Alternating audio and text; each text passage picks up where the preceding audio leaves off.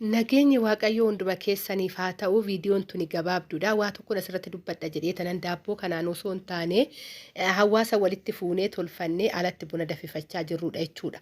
Inni kunis maal jettan viidiyoo tana gabaabduudha. Irraa waa barattan boru galtanillee hawaasa naannoo wajjin barrillee anko akkaatanii ollaa kiyyettanii namoota gaafattanii namoonni naannoo sanii akka itti jiraatu hookaniin immoo haala jireenyaa walitti buusii waan adda addaa akkamiin akka jiraatu baruun dirqamaadha ijoollee.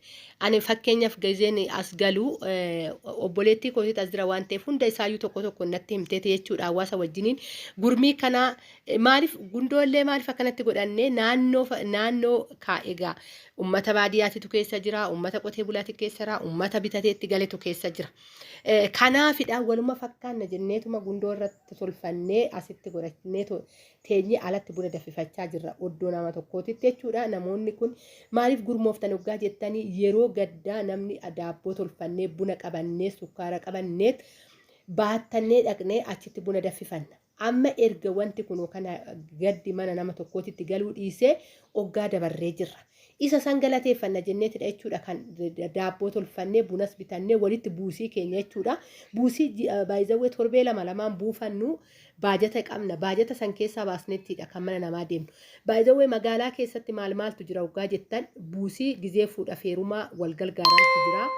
Buusii yeroo cidhaa yeroo immoo waa jiru waan tokko sagantaa addaa qabdu wal gargaarantu jira. Hatta immoo buusiin uffata ansoolaa kennaa waan adda addaatitu jira.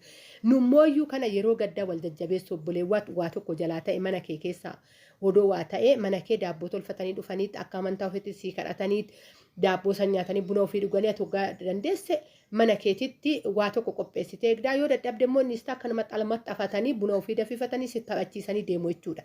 Kuni naannoo kam keessattuu jira gaafa galtanii mana ijaarrattanii hawaasa.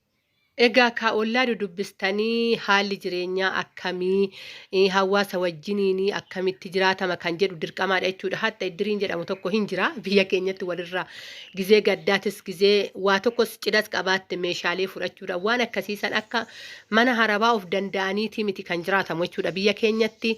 Wantoota akkasiisaniif isinis baruu qabduun isiniin jedhaa viidiyoon tun gabaabduudha nagaa.